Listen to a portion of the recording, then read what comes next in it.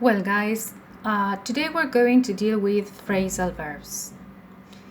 This is something that I started working on last year.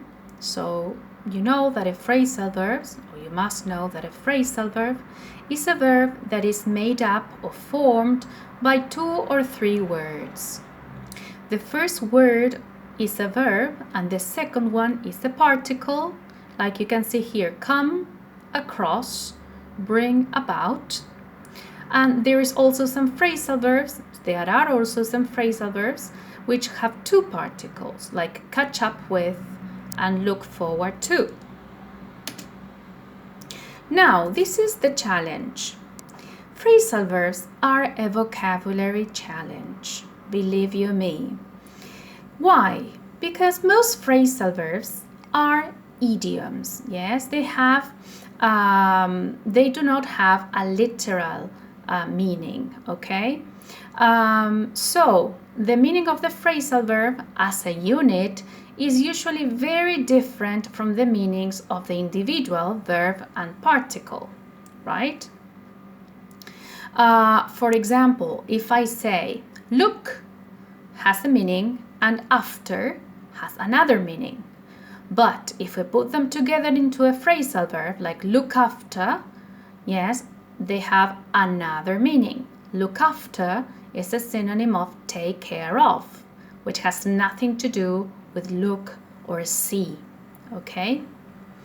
And another challenge here is that a phrasal verb can have more than one meaning. For example, if I say, my car broke down yesterday, it means that the car stopped working.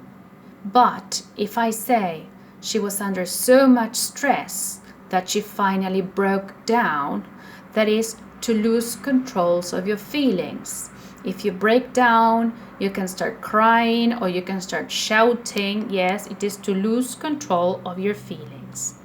Now, as it is a vocabulary challenge, yes, we have no other choice but to start learning them.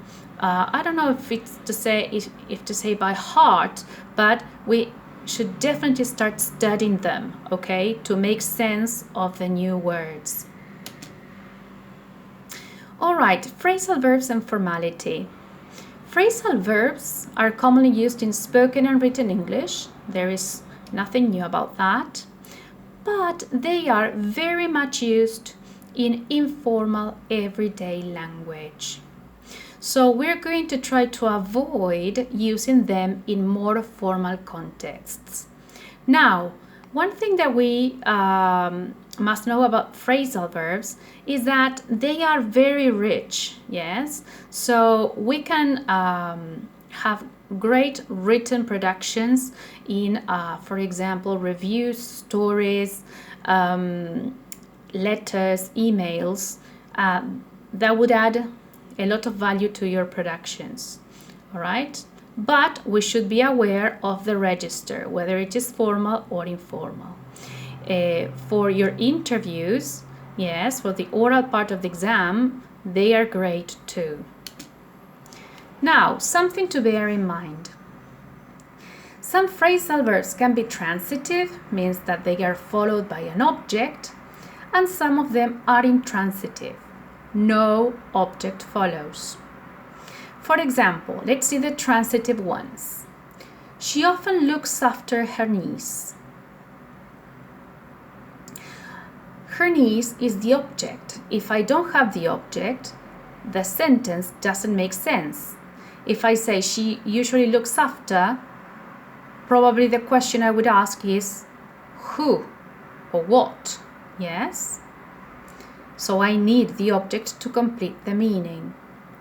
The same as he called off the party since he was feeling under the weather. Called off means cancelled, all right? So he called off. What did he call off? Okay, so I need the object to make sense of what's going on in the sentence. But that is not the case with intransitive phrasal verbs. If I say, I must leave, something has come up at the office, Come up has a complete meaning. So at the office is not an object, it is an adverb, an adverbial phrase, meaning where, not what or who. The same in the second example. The fire broke out in the second floor, means started, right? So the fire broke out, it has already a complete meaning, means the fire started.